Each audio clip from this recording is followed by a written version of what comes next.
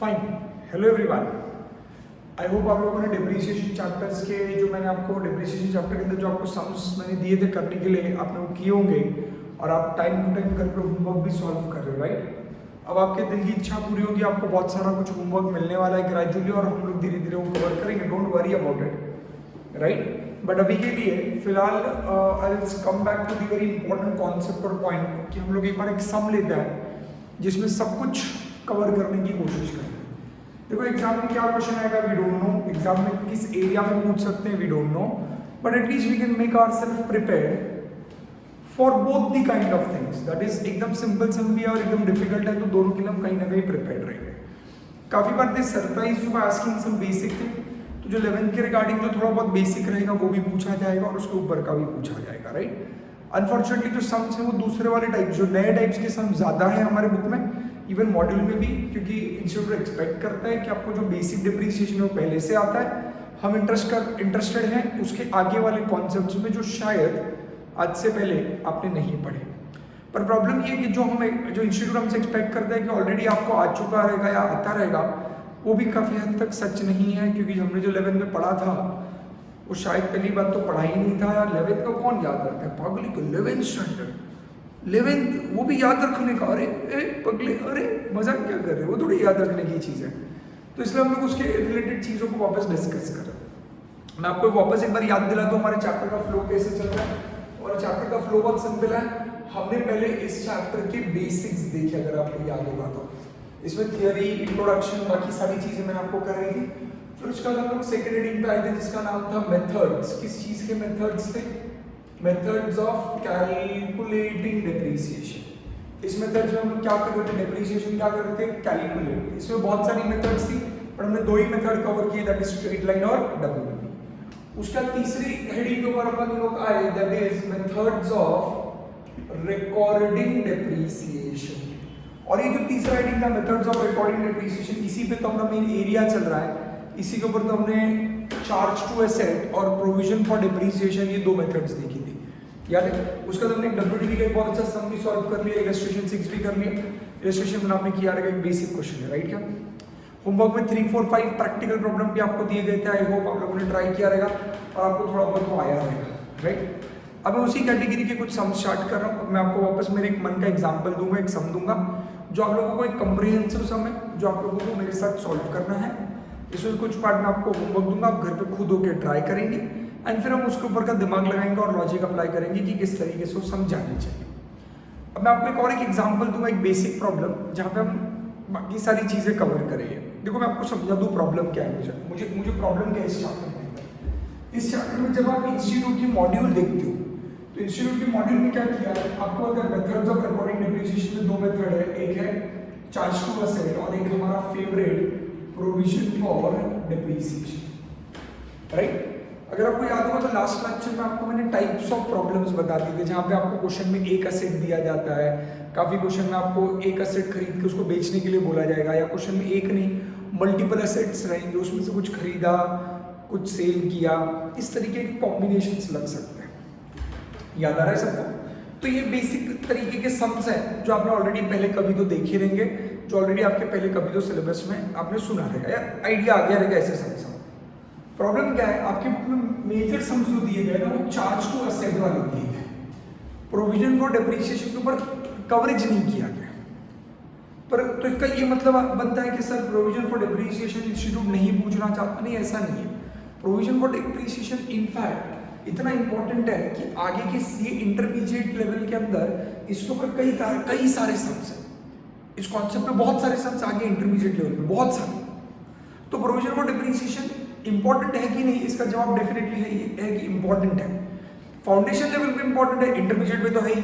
Foundation पे important कैसे दिखता है नहीं है, बट मेरा पर्सनली मानना है कि प्रोविजन इंटरमीडिएट में इंपॉर्टेंट, तो फाउंडेशन में भी इन्होंने से थोड़ा सा दे के रखा है। पर इंस्टीट्यूट की बड़ी गंदी आदत होती है, कुछ पॉइंट्स बहुत थोड़े से दिए जाते हैं, उसको एलॉबरेट नहीं करता और पेपर में उससे रिलेटेड ही क्वेश्चन पूछता है बच्चों को क्लीन बोल्ड करने के लिए। तो हम लोग ये गलती नहीं करेंगे, हम लोग बाकी की तरफ फंसेंगे नहीं, हम समझदार है, यस राइट ना। तो हम समझदार है और हम समझदारी दिखाएंगे और हम लोग JJCNs हैं, हम लोग स्मार्ट है, ओवर स्मार्ट नहीं स्मार्ट है, तो हम लोग क्या करेंगे, हम लोग इवन दो उसका इतना कवरेज नहीं, हम डिटेल में उसको हमारे साइड से कवर करेंगे। Am I very clear with this part? समझ में आ रहा है? तो इसके लिए मैं आपको एक सम दे रहा हूँ, अभी डिक्टेट कर रहा हूँ, आपको सम वापस नोट डाउन करना है और उस सम के अकॉर्डिंगली हम लोग आज सम सॉल्व करेंगे, जिसमें मैंने पहले भी एक सम दिया था, मेरा एग्जाम्पल नंबर 1 ओरली दिया था, याद आ रहा है, जो आपने सॉल्व किया हुआ है। उसमें मैंने सिर्फ एक एसेट के डेप्रिसिएशन की कैलकुलेशन पे ज़्यादा फोकस किया था और normal method that is charge to asset method और प्रोविजन फॉर डेप्रिसिएशन मेथड की बेसिक अकाउंटिंग पे फोकस किया था, राइट? अब हम जाएंगे फाइनली वो सम के अंदर जहां पर हम सेल ऑफ एसेट पढ़ेंगे कि अगर हम एसेट बेचेंगे तो प्रोविजन फॉर डेप्रिसिएशन में क्या अकाउंटिंग होगा और नॉर्मल चार्ज टू एसेट में क्या अकाउंटिंग होगा, स्पेशली जब एसेट बेचा जाता है। आपको लगता है 3 ही इवेंट्स कवर्ड है इस चैप्टर के अंदर, 3 इवेंट्स। क्या वो 3 इवेंट्स? एक एसेट खरीदना, दूसरा एसेट के ऊपर सालों साल क्या चार्ज करना, डेप्रिसिएशन, और तीसरा एसेट बेचना। अब एसेट खरीदने में कोई खास बात नहीं है, नॉर्मली बाय एन एसेट उसकी एक बेसिक एंट्री होती है। सालों साल डेप्रिसिएशन चार्ज करना भी कोई खास बात नहीं है, हाँ सिर्फ मेथड समझ के हमें अमाउंट कैलकुलेट करते आना चाहिए कि डेप्रिसिएशन कैसे कैलकुलेट हुआ है। सबसे खास जो है वो थर्ड वाला स्टेप है जहां पर एसेट बेचा जाता है, क्योंकि whenever you sell the asset आपको मल्टीपल एक्टिविटीज करनी पड़ती है at the time of selling asset. First activity क्या करनी पड़ती है, जिस दिन सेल किया जा रहा है उस दिन तक का डेप्रिसिएशन कैलकुलेट करके एसेट की वैल्यू में से माइनस करके उस दिन की WDV फाइंड आउट करनी पड़ती है। अभी अगर ये एसेट साल के फर्स्ट डे बेचा रहेगा तो फिर आपको डेप्रिसिएशन एज सच कैलकुलेट करने की जरूरत नहीं।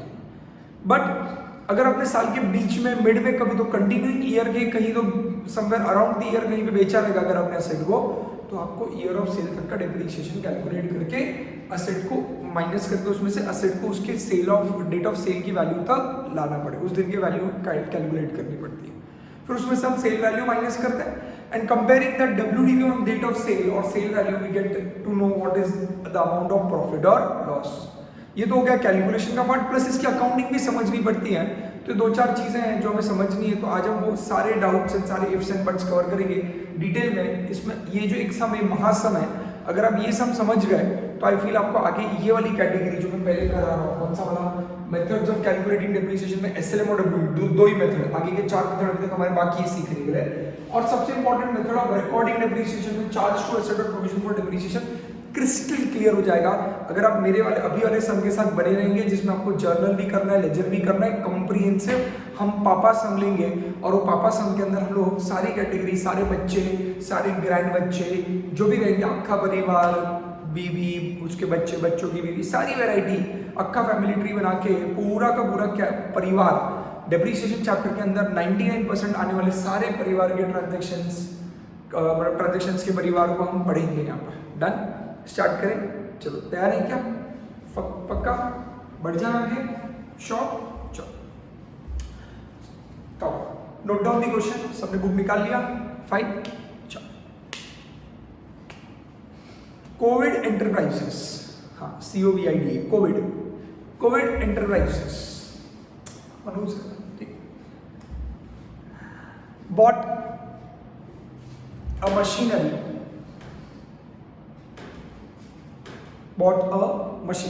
हाँ मैं यहाँ पे एक और पॉइंट ऐड करना चाहूंगा, जो टेक्स्ट बुक में सम्स दिए गए हैं, जो मैं आपके नोट्स में थोड़े बहुत एक्स्ट्रा सम्स डाले हुए हैं, ये जो सम मैं आपको डिक्टेट करूँ इन सबसे अलग है, मतलब ऐसा नहीं कि वो वहाँ पे कवर्ड है। जैसे देखो आपको घर में होमवर्क दिया जहाँ पे मल्टीपल ट्रक्स खरीदते हो, तुम 2-3 ट्रक खरीदते हो, उसके सम्स वहाँ पर कवर हो चुके हैं, तो मैं जो कैटेगरी वहाँ पर नहीं कवर की गई वो यहाँ पर डिस्कस करने की कोशिश कर रहा हूँ। Very clear? चलो क्या लिखा अपने, Covid limited bot, Covid enterprises bought a machinery worth rupees 3,20,000, worth rupees 3,20,000 on 1st Jan 2014,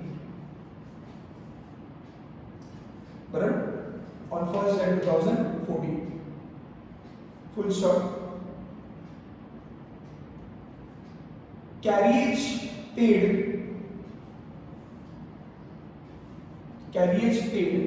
for transportation of machinery.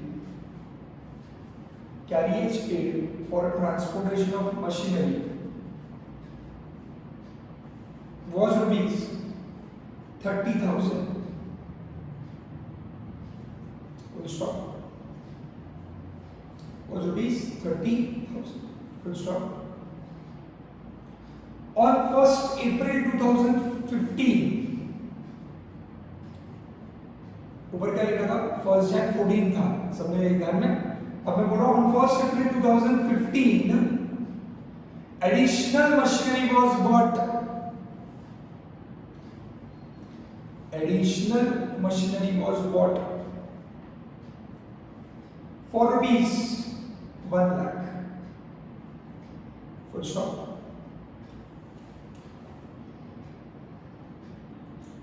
On 1st July 2016, on 1st July 2016, 1st July 16, right? A part of machinery costing rupees, a part of machinery costing rupees 2 lakhs bought on, part of machinery costing rupees 2 lakhs bought on 1st Jan 2014 was sold, sorry, sold में लिखिए, was destroyed due to fire, was destroyed due to fire on, due to fire and my mistake, and insurance company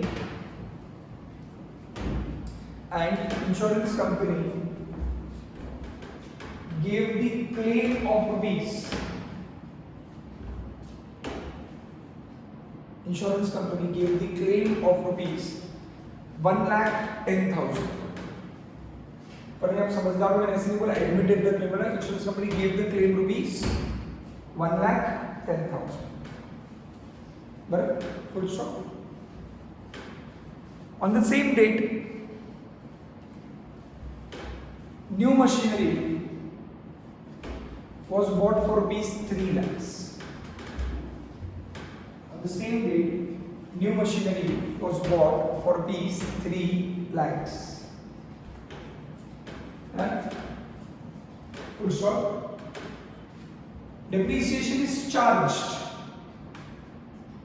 at the rate 10% per annum. Depreciation is charged at the rate 10% per annum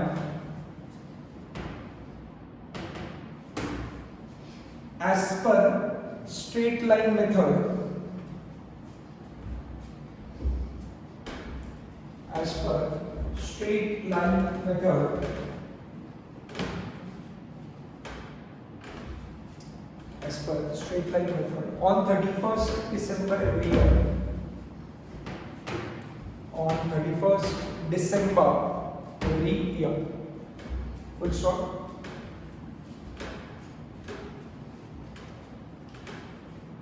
Prepare journal entries and the necessary ledger accounts. Prepare journal entries and necessary ledger accounts if next line में लिखें, first line में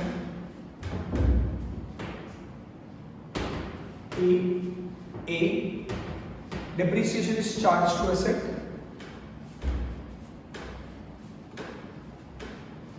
depreciation is charged to asset. Next line में लिखे उसका B depreciation is not charged to asset. Depreciation is not charged to asset. That's it.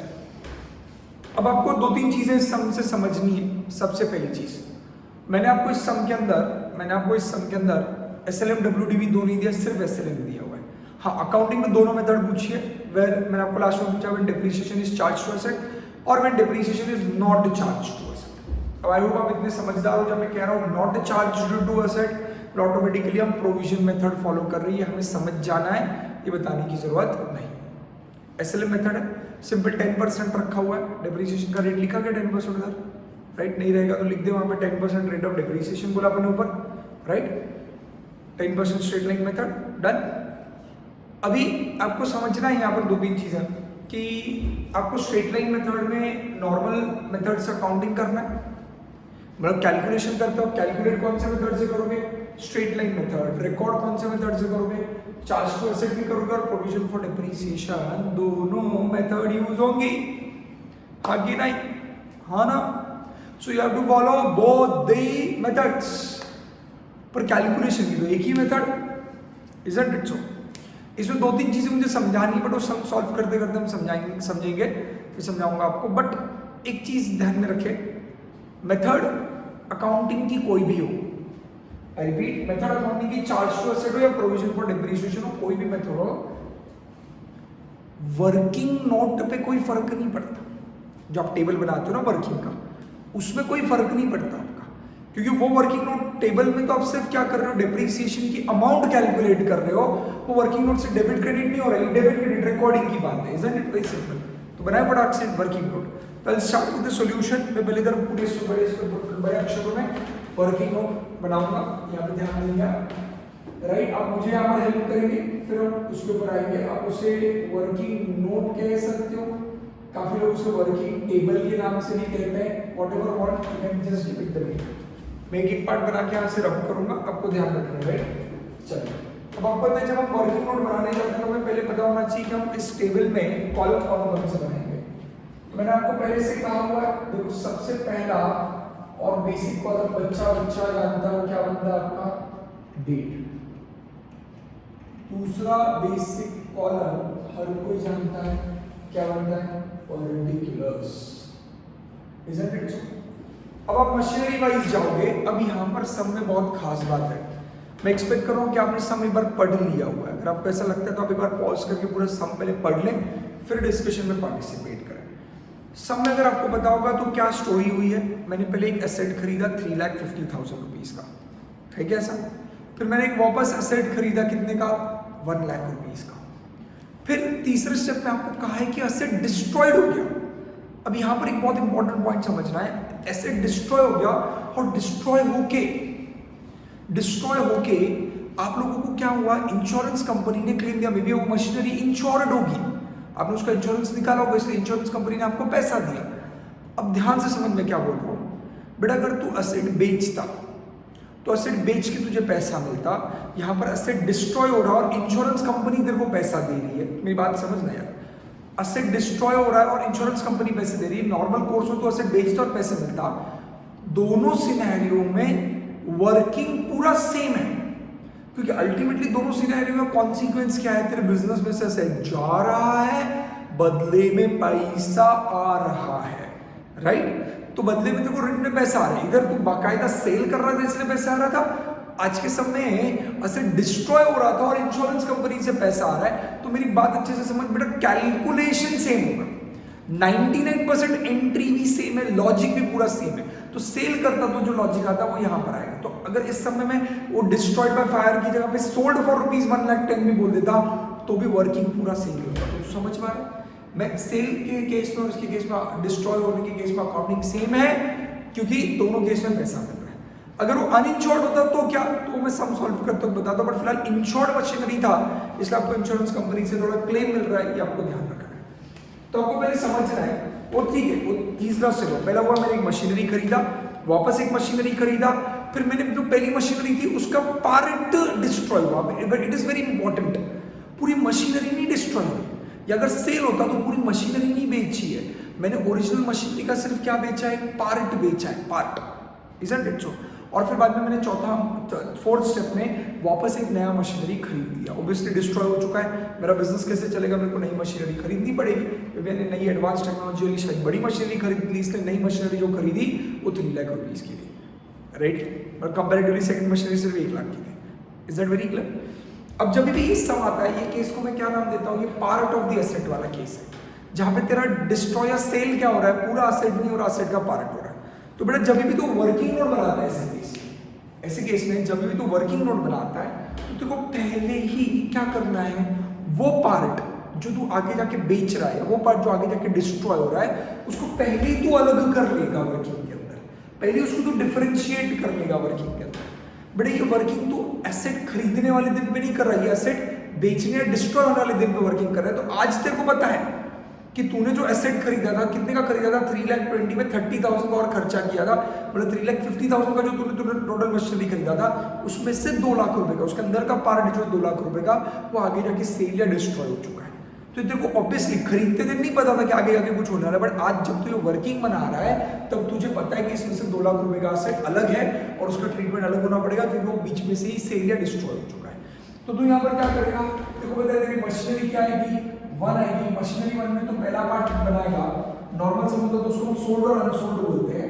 यहाँ पे sold मतलब मैं उसको क्या बोल रहा हूँ, डिस्ट्रॉयड, राइट? क्या उसको सोल्ड मतलब यहाँ पे नाम क्या दे रहा हूँ, डिस्ट्रॉयड, और दूसरे इसको अपन नाम क्या देंगे, बैलेंस। अगर नॉर्मल सम होगा तो उसको क्या नाम देता, सोल्ड और अनसोल्ड। कितना पार्ट सोल्ड हो चुका और कितना पार्ट क्या है, अनसोल्ड है। डन है, पक्का? फिर तेरे सामने और कौन सी मशीनरी है, दूसरी मशीनरी है। और फिर तेरे सामने और क्या था, एक तीसरी मशीनरी भी थी, याद आ रही है? और फिर लास्ट में एक कॉलम कौन सा बनाता है, तो टोटल डिप्रीसिएशन का या सिर्फ डिप्रीसिएशन, जो भी लिखना है। पढ़ूं मैं आगे? तो इस तरीके से अपन टेबल बनाते थे।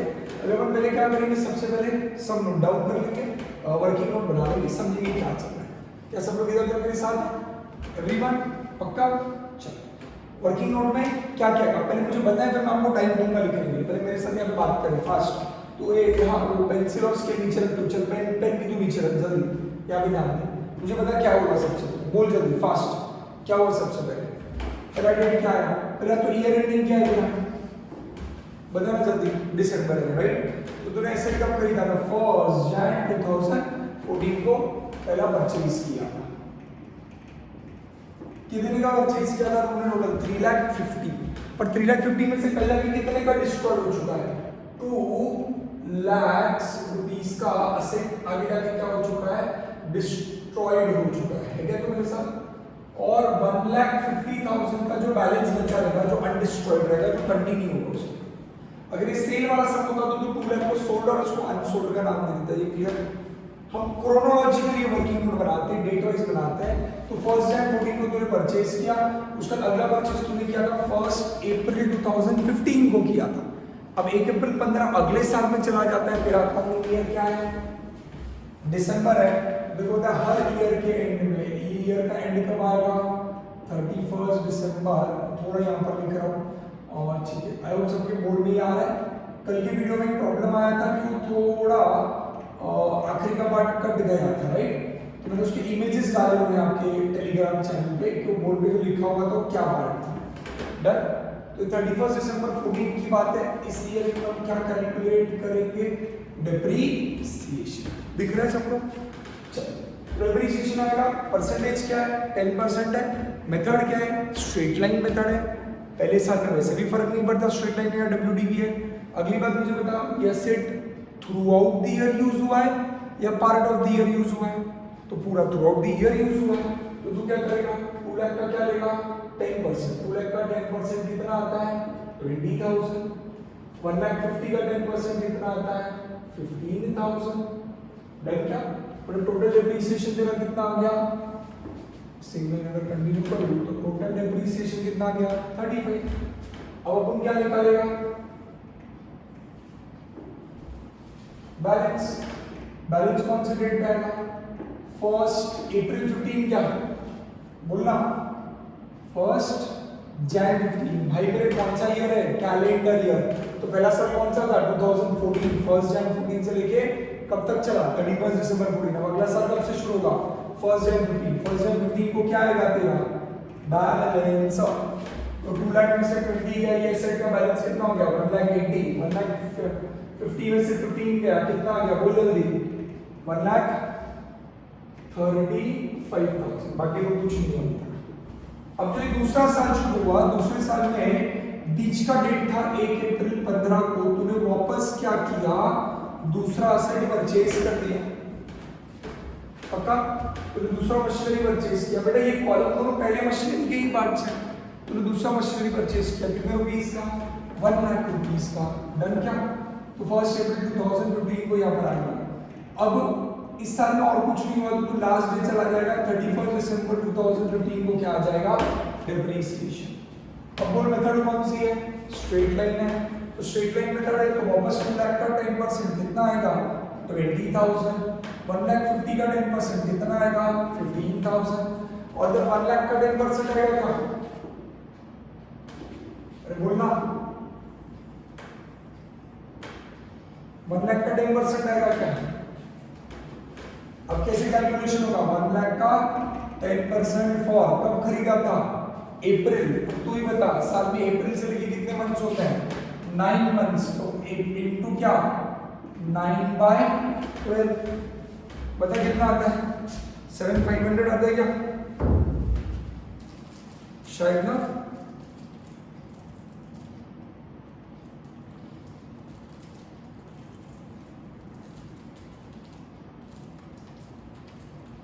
बरोबर भाई, क्या तुम्हारा बच्चे ने वेरीफाई कर लिया कहाँ करना है। तो अगर यहाँ पर मुझे कितना का है, 7,500, इसका डिप्रिसिएशन यहाँ पे डन क्या, तो 35 एंड 7,500 बोलना जल्दी, कितना है डिप्रिसिएशन टोटल, 42,500। ये सब का टोटल डिप्रिसिएशन था।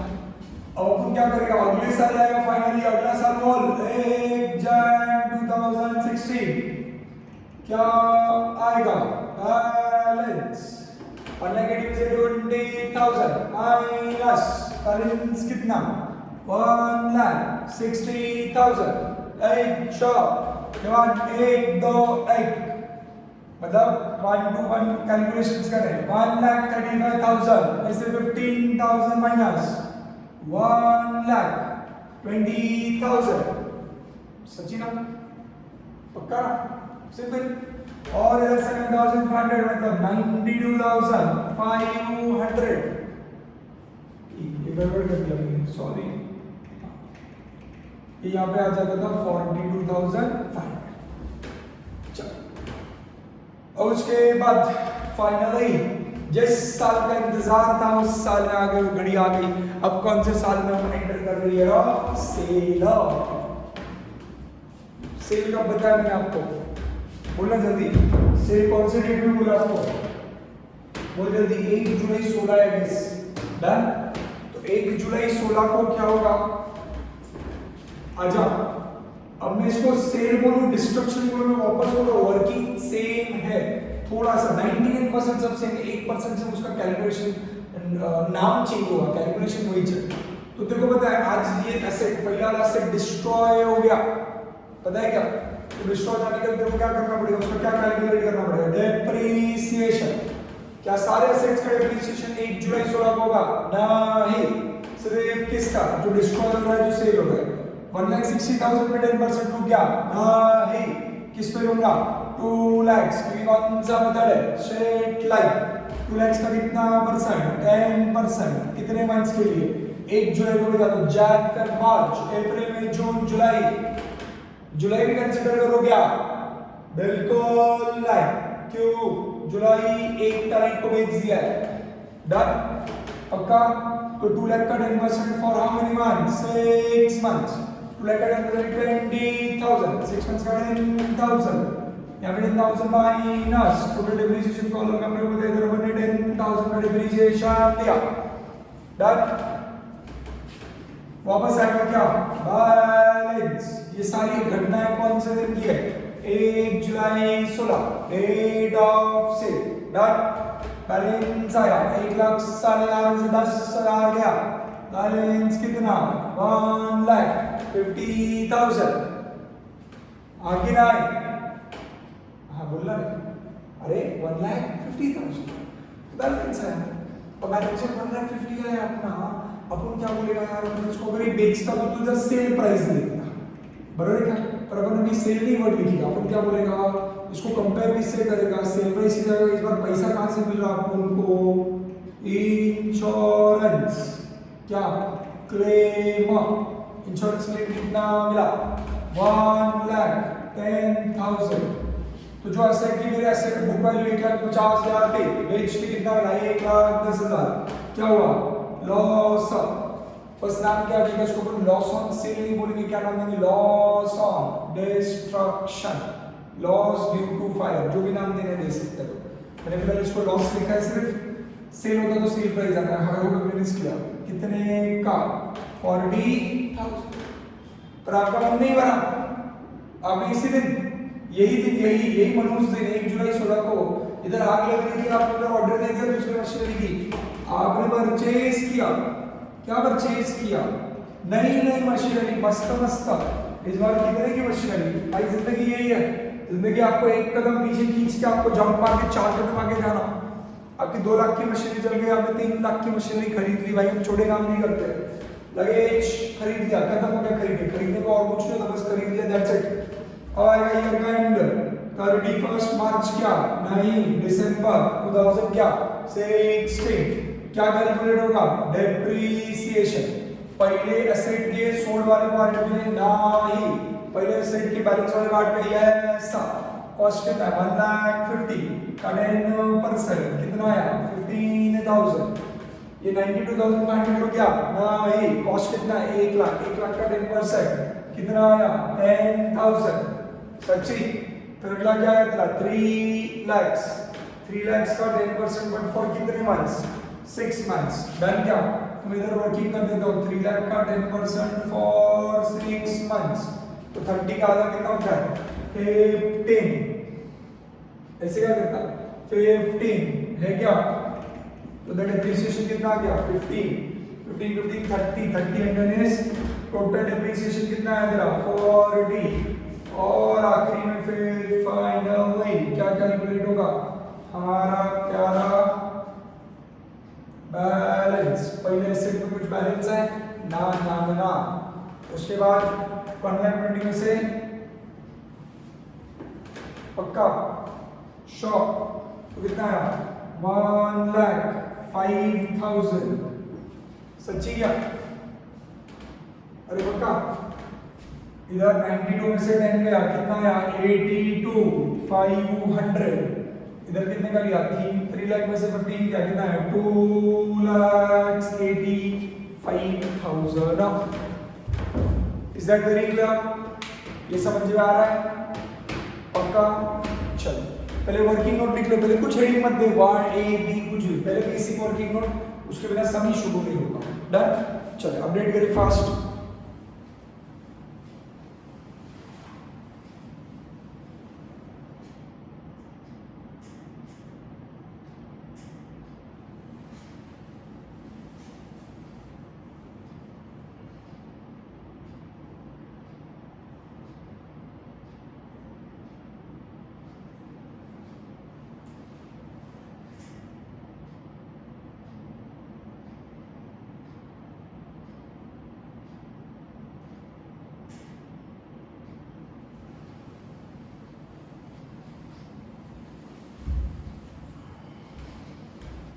सिर्फ कॉपी करने के लिए ना करें, सोच समझ के लिखें, दिमाग का इस्तेमाल करें।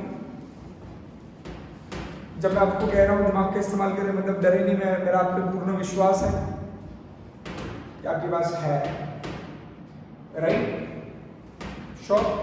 चलो जिनको टाइम लगने वाला रहेगा वो पॉज करके नोट कर ले बुक के अंदर, फिर हम लोग आगे का सम स्टार्ट करते हैं। डन, करूँ स्टार्ट। चलो डेटा है सबके पास अवेलेबल, श्योर, पक्का वाला, चल लिख लिया, ठीक, ले ले बाबा टाइम।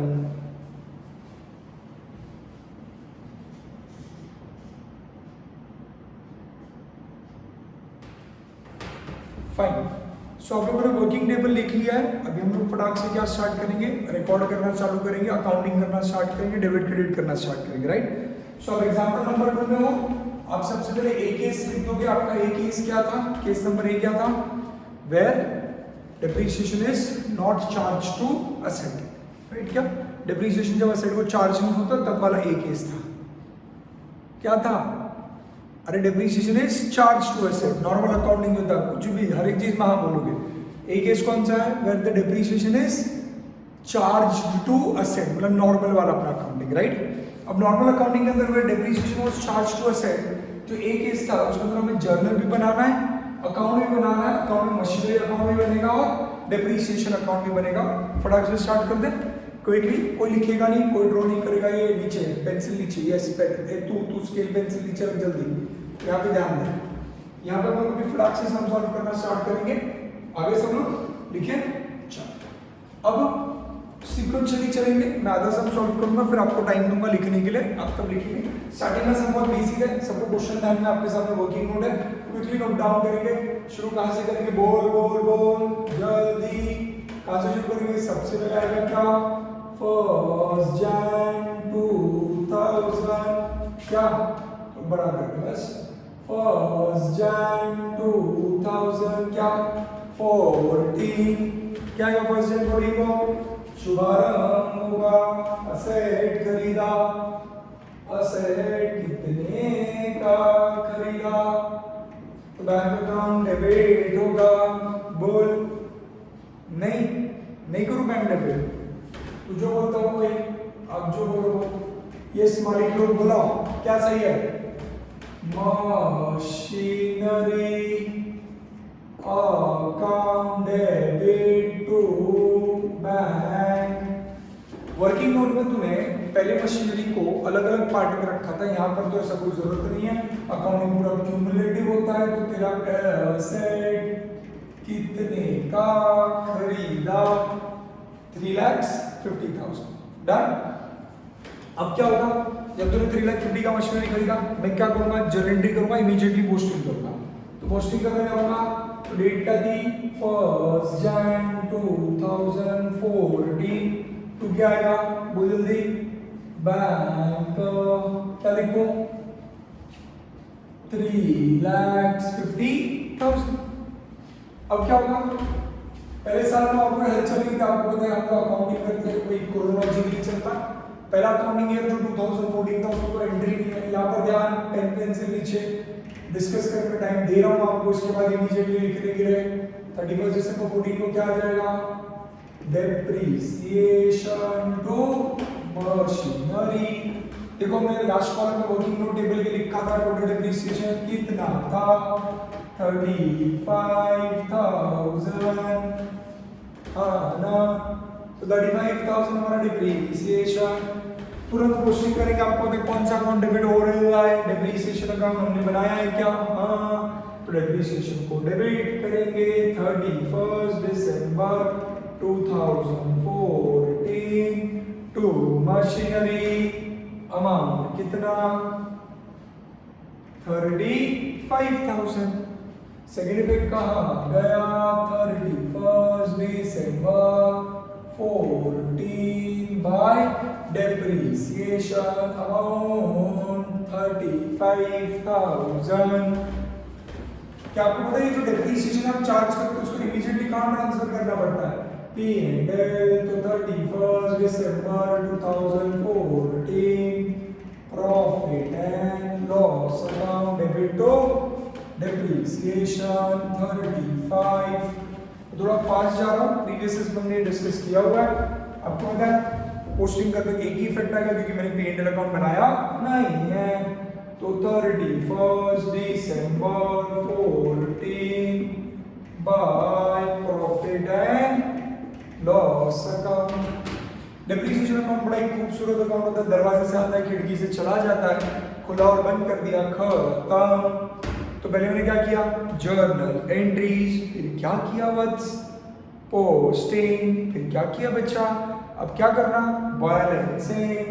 तो हमने जब बैलेंसिंग करने की बात की तो मशीनरी अकाउंट की हालत देखी तो डेबिट साइड की टोटल ज्यादा थी। चल फटाक से क्रेडिट साइड में जाके लिख दिया 31 दिसंबर 2014 बाय बैलेंस कैरी डाउन 3,50,000 में से 35 गया 3,50,000। आप क्रॉस वेरीफाई कर सकते हो। आपके वर्किंग टेबल के अंदर एक की अमाउंट 1,80,000 थी और एक की अमाउंट अगर आपको याद रहेगा तो 1,00,000 कितनी थी? 15 थी क्या? नहीं, 1,35,000 थी, राइट क्या? 1,35,000 और 1,80,000 अगर ऐड करोगे तो 3,50,000 आ जाता है। अमाउंट मैच होती है। अगले साल की शुरुआत में आ जाएंगे, दैट इज 1 Jan 2015 टू क्या आ जाएगा बैलेंस ब्रॉड डाउन कितना है 3,15,000 सिंपल ऐसा हाँ ना। फिर क्या करें इसको क्लोज कर दिया इसका कोई बैलेंस नहीं हाउ क्यूट टेंशन ही नहीं डन। अब आएंगे हम दूसरे साल में मैंने जर्नलाइजिंग कर दिया पोस्टिंग कर लिया बैलेंसिंग कर लिया ये अकाउंट क्लोज हो चुका है भाई क्लोज हुआ इसमें कुछ हॉ करने की जरूरत नहीं क्लोज हुआ अपने अपने हाथों से उसको मार रहा है अपने अपने हाथों से उसको क्लोज किया हुआ क्योंकि उसका स्वभाव क्या था नॉमिनल था बोले नॉमिनल नालायक जीने का कोई अधिकार नहीं तो निकल हर साल के अंदर बंदे को लात मार के किधर फेंकेंगे trading and profit and loss account हमने डिप्रिसिएशन अकाउंट को क्लोज कर दिया ये रियल अकाउंट था हम बोले अरे आप महान हो आप रहे आप जब तक चाहते थे तब तक रहेंगे जब तक आपको बेचा नहीं जाता आप खत्म नहीं होते तब तक आपका बैलेंस चलता रहेगा तो 3,15,000 यहाँ पर बैलेंस आ गया तो मेरे साथ है बढ़ू आगे चल अब अगले साल आएंगे नेक्स्ट ईयर है 2015 में लॉजिक वही क्या हुआ हमने ऐसे खरीदा सेकेंड मशीनरी खरीदा कब खरीदा वो 1 अप्रैल 2015 था क्या तो 1 अप्रैल 2015 को मशीनरी टू बैंक कितने का खरीदा था भाई बड़ा 1 लाख कर दे पोस्टिंग शो काम में दे कैसी 1 अप्रैल 2015 क्या लिखो टू बोल जल्दी बैंक बोल 1 लाख बराबर सब अमाउंट आ गई 1 लाख डन।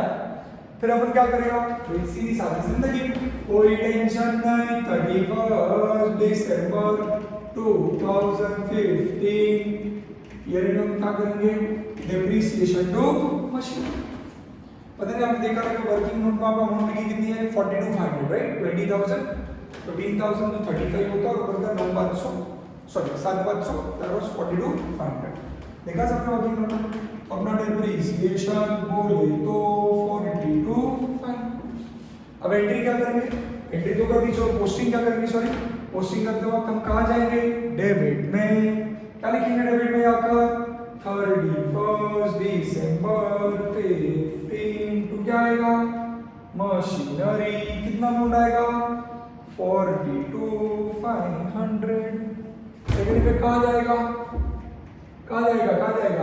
मशीनरी के क्रेडिट में 31 दिसंबर 2015 बाय क्या लिखूं डेप्रिसिएशन अमाउंट कितना लिखूं 42,500 बनता क्या रे उल्ला और अभी एंट्री क्या आएगी फिर हमारी एज यूजुअल क्या ट्रांसफर करनी है इसको P&L 31 दिसंबर 15 profit and loss to depreciation amount कितना 42,500 तो इसको हमने यहाँ पर फटाक से गए 31 दिसंबर 2015 लिखा यहाँ पे क्या लिख दिया भाई प्रॉफिट एंड लॉस कितना आ गया 42,500 इसको क्लोज पहले ही करके छोड़ दिया कि वहीं के वहीं बैलेंस हो गया ये लायक ही नहीं आगे लेके जाने के डन इसको यहाँ पर बाय डेप्रिसिएशन अब आगे का 31 दिसंबर 15 यहाँ पे क्या आया बाय बैलेंस कैरी डाउन और जब आप बाय बैलेंस कैरी डाउन करने जाते हो तो आई होप सबको पता है 3,15,000 में 1 लाख ऐड करेंगे 4,15,000 होगा 4,15,000 अगर आप करेंगे बराबर ना 35,500 लगता है 3,72,500 आ गए आप क्रॉस वेरीफाई कर सकते हो वहां पे देख सकते हो कि आपकी पहले कॉलम में जो वर्किंग में बैलेंस था वो 1,60,000 था है था क्या दूसरे का 1,20,000 था एंड तीसरे का आपका 92,500 था राइट क्या 3,72,500 देखो मैच हो जाता है उससे वर्किंग नोट से भी मैच होता है यहाँ पर भी मैच होता है और फिर अगले साल का आगमन अगले साल की शुरुआत 1 Jan 2016 to balance brought down कैसा brought down 3,70,000 तो डन पक्का श्योर क्लियर है तो इतना आपको अभी फटाक से इतना अपडेट करोगे आखिरी साल जो है लिखे अभी कोई भी अपडेट कर ले इतना जनरल और लेजर आखिरी साल जो है वो खास है मैं ये एंट्रीज तब तक रब कर देता हूँ, जर्नल एंट्रीज, और मैं मतलब आप पॉज करके नोट कर लें, I will be rubbing it by the mean time. रब करके यहाँ पर मैं लास्ट ईयर की जर्नल एंट्रीज बाजू में अलग से बनाऊंगा और फिर हम लेजर को कंटिन्यू करेंगे। लास्ट ईयर बहुत ही खास है क्योंकि इस साल एसेट सेल हुआ और बहुत कुछ सीखना और समझने जैसा है। तो just give you 2 minutes, quickly pause करें, फटाक से लिख रहे हैं, जल्दी से अपने बुक में अपडेट कर लेंगे, क्विक।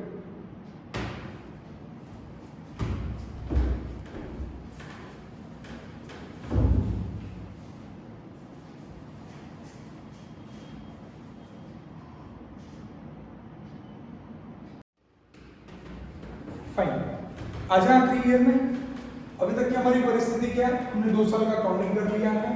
2 साल का अकाउंटिंग में हमारे पास 2 असेट है, पहली मशीनरी 3.5 लाख की है, दूसरी मशीनरी 1 लाख रुपए की है और उसका बैलेंस आज 3,72,500 दिख रहा है। डन क्या? श्योर। अभी हो जाने के बाद हम लोग आगे बढ़ेंगे फटाक से और क्या करने की कोशिश करेंगे, आखिरी साल का अकाउंटिंग करने की। अभी यहाँ पे सीरियसली कोई कुछ भी नहीं लिखेगा, एकदम वार्निंग दे रहा हूँ, यहाँ पे मुझे बहुत सारी चीजें भयंकर डिस्कशन करना है, आपको यहाँ पे ध्यान रखना चाहिए। अब मैं जा रहा हूँ आखिरी ईयर के अंदर। आखिरी ईयर में हमारी जिंदगी में हलचल तब मच गई जब 1 जुलाई 2016 को हमारे एसेट को आग लग गई और मशीनरी हमारा डिस्ट्रॉय हो गया।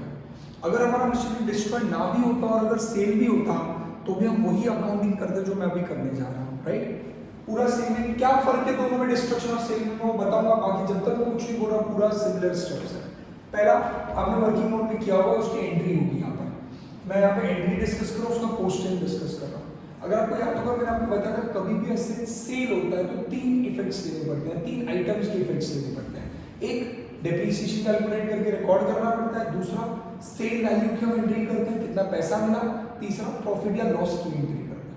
तो 3 चीजों की एंट्री होती है, 3 चीजों की एंट्री आप मैं पास करो जर्नल एंट्री। पहली जर्नल एंट्री जो तेरी पास होगी वो कौन सी होगी? देखो एसेट बेच के क्या मिल रहा है, पैसा मिल रहा है। एसेट बेच के क्या आ रहा है, देखो कैश आ रहा है। पर उसके पहले क्या कैलकुलेट करके क्या रिकॉर्ड करना पड़ेगा? डेप्रिसिएशन। तो तेरी एंट्री बहुत ही सिंपल है, depreciation account debit to machinery.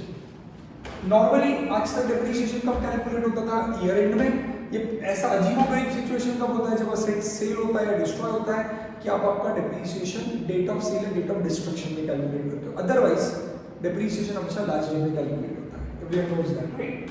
सो देखो अगर डेप्रिसिएशन टू मशीनरी की एंट्री पास की, क्या एंट्री है तेरी depreciation account debit to machinery की? अमाउंट कितना था तूने देखा वर्किंग नोट में? 10,000। पोस्टिंग कर दो इस चीज की। तो मैंने डेप्रिसिएशन अकाउंट में, डेप्रिसिएशन अकाउंट की डेट थी मेरी 1 जुलाई 2016, तो यहाँ पे लिख दिया मशीनरी, अमाउंट लिख दिया 10,000। सेकेंड इफेक्ट लेने गया मैं कहाँ पर? मेरे फेवरेट मशीनरी अकाउंट में, यहाँ पर गया 1 जुलाई 2016, बाय क्या लिख दिया? डेप्रिसिएशन, और अमाउंट कॉलम में अमाउंट कितनी लिख दी? 10,000। अगली एंट्री मैंने क्या पास की? एसेट बेचकर पैसे आने। यहां पर पैसा कहां से आ रहा था? एसेट बेचकर नहीं आ रहा था, एसेट डिस्ट्रक्शन की वजह से आ रहा था। तो यहां पर मैं डिस्ट्रक्शन की वजह से आया, बेचकर आया, पैसा तो आ रहा है ना बेटा। तो पैसे आने की एंट्री बहुत ही आसान होती है। मैं बैंक अकाउंट डेबिट करूंगा, टू क्रेडिट किसको करूंगा? मशीनरी। अमाउंट आती है 1,10,000 का, if I am not wrong, सबने वेरीफाई किया क्या? Amount was 1,10,000। आज हम इधर एंट्री पास करूंगा फटाक से। मैं कहूंगा डेप्रिसिएशन अकाउंट के किधर जाने वाला हूं? डेबिट क्रेडिट नहीं हो गया। डेबिट इससे फिर सीधा कहां जाएगा? असेट्स में। असेट के क्रेडिट में सेम डेट है, बाय क्या लिखूंगा? बैंक अकाउंट, और अमाउंट कॉलम में कितना लिखूंगा? 1 लाख। अब यहाँ पर आपकी जनरल नॉलेज का एक पॉइंट बोल दूं मसाला पूरी के लिए, आप ये एंट्री की जगह पे 2 एंट्रीज पास कर सके लेंदी वाली। क्या लेंदी वाली 2 एंट्रीज आ रही थी? अब एंट्री पास कर सकते थे insurance claim receivable account debit to machinery. सुन में क्या बोल रहा हूं, इंस्टेड ऑफ दिस वन, ये एक शॉर्टकट एंट्री मैंने नेट एंट्री पास की, तो डबल एंट्री पास कर सकता था। यहाँ पर एक एंट्री हो सकती थी इंश्योरेंस क्लेम रिसीवेबल अकाउंट, जिसको आईसीआर कहते हैं, ICR account debit to machinery. ICR क्यों डेबिट कर रहा हूं? आईसीआर मेरा क्या है? एसेट, मुझे पैसा मिला, बाकी ड्यू करने की, ड्यू रिसीवेबल की एंट्री। आईसीआर डेबिट टू क्या करता? मैं क्रेडिट किसको करता? एसेट को। एसेट में से क्या हो गया? कम हो गया, रिड्यूस हो गया। मैं वेरी क्लियर? तो आईसीआर टू मशीनरी, और फिर सेकंड एंट्री होती है रिसीव होने की, तो bank account debit to ICR account. तो पहली एंट्री आईसीआर टू मशीनरी, दूसरी entry bank to ICR, ICR cut हो गया तो मैंने इसलिए हमें शॉर्टकट एंट्री सीधा पास करनी नेट एंट्री, तो चाहता तो एंट्री पास कर। बेटा तो इसको और एक मसाला पूरी अगर मैं तेरे को दूं तो इसको कंपेयर कर सकता है गुड्स डिस्ट्रॉयड और मशीनरी डिस्ट्रॉयड। पर इसका कंपैरिजन 2 मिनट रुक जा, मुझे पता है तेरे मन में यही आ रहा है, यस यही आ रहा है तेरे मन में, रुक जा 2 मिनट के लिए। मैं पहले पूरा आगे की एंट्री पास करता हूँ, फिर इसको मैं कंपेयर कराऊंगा देखो दोनों के साथ। दोनों मतलब किसके साथ? वो गुड्स डिस्ट्रॉयड को कंपेयर करेंगे हम एसेट डिस्ट्रॉयड के साथ। दोनों में थोड़ा डिफरेंस है, क्या सिमिलरिटी समझेंगे तो उससे रुक जाता है। ये 2 एंट्री समझी, मैंने पहली एंट्री क्या पास की? डेप्रिसिएशन, दूसरी एंट्री किस चीज की पास की? पैसे मिलने की। मैंने आपके क्वेश्चन नरेट करते वक्त आपको बता दिया था कि वहां पर क्लियर कट लिखा insurance company give the claim, ऐसे नहीं बोला insurance company admitted the claim. अगर एडमिटेड द क्लेम होता मतलब आपको पैसा मिला नहीं रहता, सिर्फ इंश्योरेंस कंपनी ने एडमिट किया रहता तो एंट्री आती आईसीआर टू मशीनरी, खत्म, बैंक अकाउंट नहीं आता। तो आईसीआर टू मशीनरी होता है, यहाँ पे क्रेडिट में मशीनरी क्रेडिट हो रहा है और डेबिट कौन हो रहा है? इंश्योरेंस क्लेम रिसीवेबल, मतलब आईसीआर यहाँ पर बाय बैंक की जगह पे नाम किया जाता, बाय आईसीआर आ जाता। तेरा एंट्री अमाउंट अकाउंट में ऐसे कोई बहुत बड़ा इफेक्ट नहीं पड़ा, तेरा 1,10,000 से मशीनरी क्रेडिट ही छूटता, सिर्फ नाम बदल जाता, बैंक की जगह पे क्या नाम आ जाता? आईसीआर आ जाता, अगर देखो पैसा रिसीव नहीं होता। Am I very clear? पक्का वाला बढ़ूंगा आगे।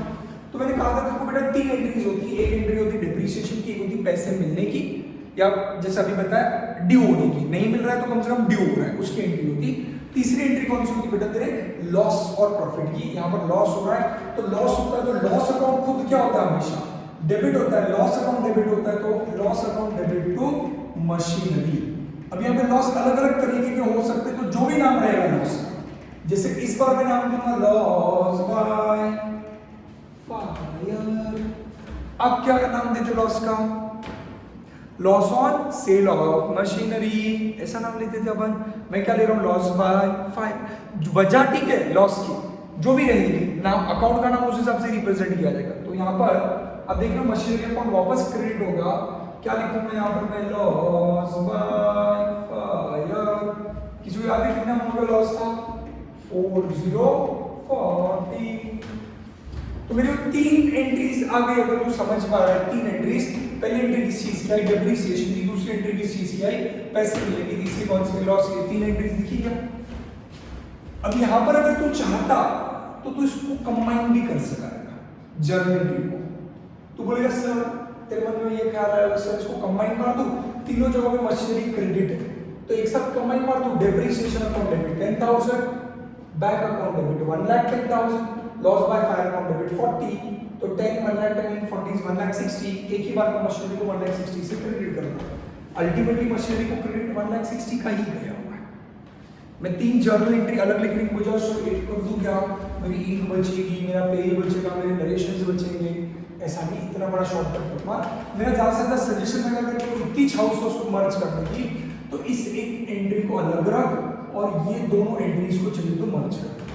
तू चाहता तो इन दोनों को मर्ज करके एंट्री लिख सकता था, bank account debit, loss account debit to machinery. तो bank debit 1,10,000, loss debit 40, to machinery 1,50,000। कुछ समझ में चाहता तो इन दोनों को मर्ज। तो एंट्री कैसे भी लिख, पोस्टिंग ऐसी ही होने वाला भाई, पोस्टिंग में कोई फर्क नहीं। पोस्टिंग तेरी जर्नल एंट्री कंबाइंड लिख, तेरी जर्नल एंट्री अलग अलग करके लिख, पोस्टिंग तो यही छोड़ा। मैं तो ये समझाने बहुत इंपॉर्टेंट है बेटा, यहाँ पर बच्चे पेपर में मिस्टेक करते हैं। अभी भी मेरा पॉइंट बाकी, घाई मत कर, रुक जा पहले, ये बहुत इंपॉर्टेंट है। इधर तक समझा, इधर तक क्लियर है बेटा। अगर तू ये 2 एंट्री को मर्ज करेगा ना तो गुड्स वाली एंट्री मिलेगी। गुड्स डिस्ट्रॉयड बाय फायर जब होते हैं ना तब वाली एंट्री होती है। मैं तेरे को क्या करूँ, ये एंट्री मैंने बैंक टू मशीनरी इसलिए किया क्योंकि पैसा मिला है। मैं देखो तभी बता, अगर पैसा नहीं मिलता तो एंट्री क्या आती? ICR to machinery.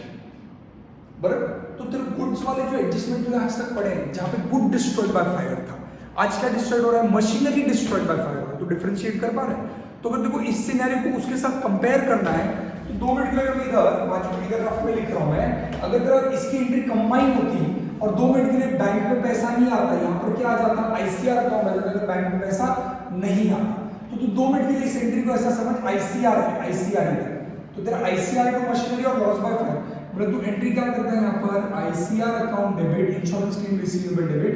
कितने से इंश्योरेंस क्लेम रिसीवेबल डेबिट करता? 1,10,000 से, इतना मिलना बाकी था। Loss by fire account debit कितने से डेबिट करता बेटा तू? 40,000 से। टू मशीनरी करता कितने से क्रेडिट करता? 1,50,000।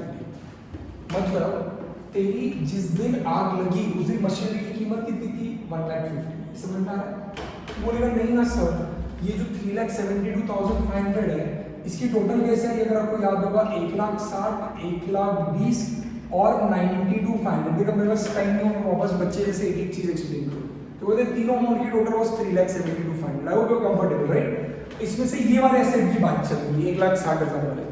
तो बोलेगा सर नहीं ना, असेट की वैल्यू तो 1,60,000 थी। अरे धद पे पगले, 1,60,000 की वैल्यू कब थी? 1 जैन को थी। ये मनुष दिन कौन सा है जब आग लगी? 1 जुलाई है। 1,60,000 का जो एसेट 1 जैन को था, 1 जुलाई तक आते आते कितने से डेप्रिशिएट हो गया? 10,000 से। तो जिस दिन आग लगी उस दिन एसेट की वैल्यू कितनी थी? 1,50,000। तो तू बोलता है फिर एसेट को क्रेडिट कितने से किया? 1,50,000। 1,10,000 इंश्योरेंस क्लेम मिलना बाकी और 40,000 तेरा लॉस अकाउंट को डेबिट हो जाता है। ये कब बात कर रहा हूँ? अगर तेरा असेट, पहली चीज एसेट से असेट डिस्ट्रॉय की एंट्री ले रहा हूँ बट इंश्योरेंस क्लेम मिला नहीं रहता, समथिंग सिमिलर टू जो आपने गुड्स में पढ़ा। गुड डिस्ट्रॉय के फायर में आपको हमेशा ऐसे ही समय जहाँ पे इंश्योरेंस क्लेम मिला नहीं, मिलना बाकी है।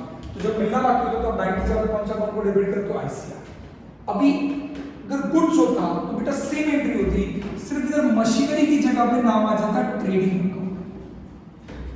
2 मिनट के लिए मैं जूम करता कि मेरे 1.5 लाख रुपए के गुड्स चल गए आगे से।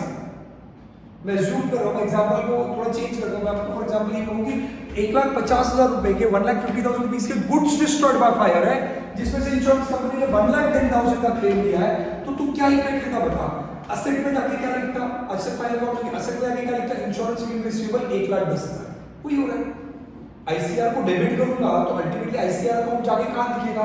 असेट में, क्योंकि कौन सा बैलेंस दिखाएगा? Debit balance. डेबिट करने से थोड़ा लिंक लग रहा है। P&L के डेबिट में लॉस अकाउंट जाएगा, लॉस अकाउंट की वैल्यू कितनी जाएगी? 40,000 लॉस बाय फायर। और ट्रेडिंग अकाउंट को तो क्रेडिट कितने वैल्यू से करता? पूरे 1,50,000 से। वही होता, उधर क्या कम हो रहा था? गुड्स कम हो रहे थे। इधर क्या कम हो रहा है? असेट कम हो रहा है। उधर क्रेडिट किसको करता? तू ट्रेडिंग अकाउंट को, क्योंकि गुड्स ट्रेडिंग अकाउंट के डेबिट में पड़े हैं तो ट्रेडिंग के क्रेडिट में लिख के तू गुड्स को कम करता है। इधर असेट जा रहा है तो असेट को कम करने के लिए असेट को क्रेडिट करेगा। थोड़ा लिंक लगा पा रहा है बेटा? ये जो छोटे छोटे लिंक्स हैं, मसाला पूरी है ना, ये तेरे सब्जेक्ट को और कॉन्क्रीट करेंगे और पक्का करेंगे। क्या तू मेरे साथ है? बढ़ू मैं आगे? श्योर? पक्का वाला? चल। So this was just for the masala puri. I hope आप इधर तक की एंट्री समझ चुकी है, राइट?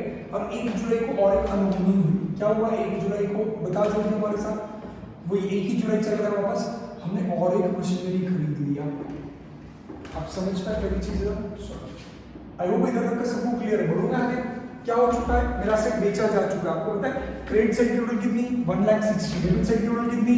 1,60,000। इधर का 1,60,000, इधर का 1,60,000 कैंसिल हो गया। अब पहला मशीनरी का जो बचा हुआ पार्ट है जिसकी वैल्यू 1,20,000 की और दूसरा मशीनरी जिसकी वैल्यू आज 92,500 ये 1 जन को, वो अभी भी मेरे पास है। मैंने सेल की एंट्री कर ली, सेल के ऊपर लॉस की एंट्री कर ली। समझ में आ रहा है? टूट जा, अभी तक बाकी है, पूरा होने के लिए बेटा। यहाँ पर 1 जुलाई को और एक एंट्री आएगी, तूने वापस मशीनरी खरीदी तो मशीनरी अकाउंट डेबिट टू क्या आ जाएगा? बैंक अकाउंट आ जाएगा। इस बार कितने की मशीनरी खरीदी तूने? 2,20,000। क्या तू मेरे साथ है यहाँ? अरे पक्का? सच्ची? रुक जा, थोड़ा सस्पेंस बाकी है। तो वापस डेबिट में तेरे पास आएगा 1 जुलाई 16 को। क्या लिखेगा तू क्या लिखेगा? Bank account. कितने का मशीनरी खरीदा तूने इस बार? 3 लाख रुपीस। क्या तू मेरे साथ है यहाँ पे? अब आया तेरा ईयर एंड 31 दिसंबर 2016। अब क्या कैलकुलेट होगा? डेप्रिसिएशन। डेप्रिसिएशन टू क्या होगा? मशीनरी। याद आ रहा है? पक्का? अब पहले वाले का दूसरा, मतलब इसकी वैल्यू कितनी थी आपकी? 1,50,000। तो इसका 15,000 लिया, इसका आपने कितना लिया? 1 लाख रुपए लिया का 10,000, मतलब 10,000 15 10 25 25,000 और आपने आखिरी वाले का 30,000 के ऊपर 10% 30 और उसका आपने क्या किया था? अदा किया था तो 50 बराबर। तो टोटल डिप्रिसिएशन आपको कितना आया था? 40,000। तो डिप्रिसिएशन की डिग्री कितनी है? 40,000 और 40,000। पुष्टि कर दो। अब डिप्रिसिएशन अकाउंट में क्या खास बात हो रही है? 31 दिसंबर 2016 को वापस एक बार डेबिट हो रहा है तो मशीनरी कितना हो रहा है? 40,000। अगर आप वर्किंग नोट देखोगे हमारी तो टोटल डिप्रिसिएशन में 2016 वाले साल में एक बार 10,000 दिख रहा था और एक 40,000 दिख रहा था। सेकेंड इफेक्ट यहां पर जाएगा ऑब्वियसली। 31 दिसंबर 2016 को बाय क्या जाएगा, डिप्रीसिएशन अमाउंट कितनी आ जाएगी वापस 40,000। मैं इधर तक इंटरेस्टेड नहीं था। अब एक लास्ट एंट्री जो मेरी है उसमें मैं बहुत ज्यादा वाला इंटरेस्टेड हूँ, जो लास्ट एंट्री है उसमें। अब इधर मेरे को सबका ध्यान चाहिए। अब प्रॉब्लम ये है, जो लास्ट एंट्री मेरी पास होती है ना, लास्ट एंट्री कौन से डेट की है, 31 दिसंबर 16 को, मैं किससे डेबिट करता हूँ, P&L, और किससे क्रेडिट करता हूँ, डेप्रिसिएशन। तो इस बार पता है क्या होगा, profit and loss account debit to depreciation to loss by fire. यहाँ पर बच्चे 99% मिस्टेक। बेटा इस बार डेप्रिसिएशन भी एक डेबिट और एक लॉस बाय फायर नाम का अकाउंट भी डेबिट हुआ है। तो लॉस बाय फायर नाम का अकाउंट आज क्रिएट हुआ है, वो आपका 31 मार्च को P&L को वो भी तो नॉमिनल अकाउंट है। प्रॉब्लम क्या है, यहाँ पर मैंने सिर्फ कौन सा अकाउंट बनाया है, डेप्रिसिएशन। तो बच्चों को ये याद रहता है कि ईयर एंड में डेप्रिसिएशन को P&L को ट्रांसफर करना है, बट बच्चे भूल जाते हैं कि लॉस बाय फायर को भी ट्रांसफर करना है। तो डेप्रिसिएशन का तेरा वैल्यू कितना था, अभी तूने डेबिट कितने से किया, क्या डेप्रिसिएशन अगेंस्ट 40 लिखूं, नहीं बेटा नहीं। डेप्रिसिएशन अकाउंट को कितने से ट्रांसफर किया जाएगा, 50, क्योंकि पूरे साल भर में एक बार 10,000 और एक बार 40,000 गया था। देख तो साल में जितनी बार डेप्रिसिएशन अकर होगा, तब मतलब नॉर्मली अगर तेरा साल में बीच में से सेल होगा तो तेरे को डेप्रिसिएशन चार्ज करना है, और ईयर में तो करना ही बचेगा एसेट्स में जो अनसोल्ड है। जब जब तू डेप्रिसिएशन रिकॉर्ड करेगा तब तो डेप्रिसिएशन को डेबिट करेगा। बट P&L तो हमेशा साल के लास्ट डे बनता है, तो P&L को ट्रांसफर कब करिएगा, P&L को ट्रांसफर कब होगा, लास्ट डे। तो कितना ट्रांसफर होगा, टोटल डेप्रिसिएशन। टोटल डेप्रिसिएशन साल भर का कितना है, 50। तो P&L को टोटल डेप्रिसिएशन 50 ट्रांसफर होगा, और लॉस बाय फायर कितना डेबिट किया था तुमने, 40। तो तू देख रहा है लॉस बाय फायर डेबिट हुआ 40 से, लॉस बाय फायर क्रेडिट हुआ 40 से, वो भी क्लोज हो गया। डेप्रिसिएशन पहले डेबिट हुआ 10 से, फिर डेबिट हुआ 40 से, फिर क्रेडिट हो गया 50 से, डेप्रिसिएशन क्लोज हो गया। और टोटल और टोटल मेरा P&L को डेबिट कितना हो गया, 90,000 ultimately. I repeat, this was something very important जो आपको समझना है। काफी बच्चे क्या करते हैं, भूल जाते हैं कि लॉस बाय फायर एक में ट्रांसफर होगा।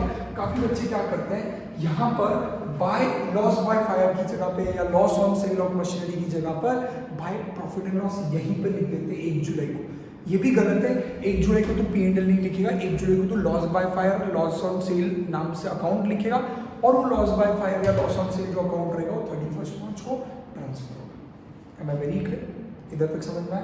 तो लास्ट एंट्री जो आई मेरी 31 दिसंबर, जो ईयर एंड रहेगा मार्च दिसंबर, 31 दिसंबर 2016 को यहाँ पर बाय P&L गया।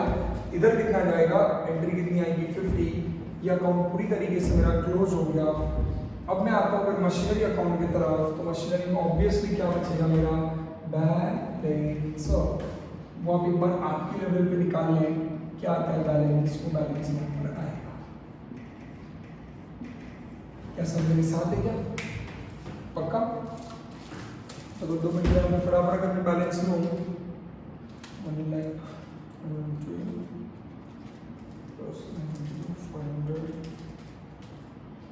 3 lakhs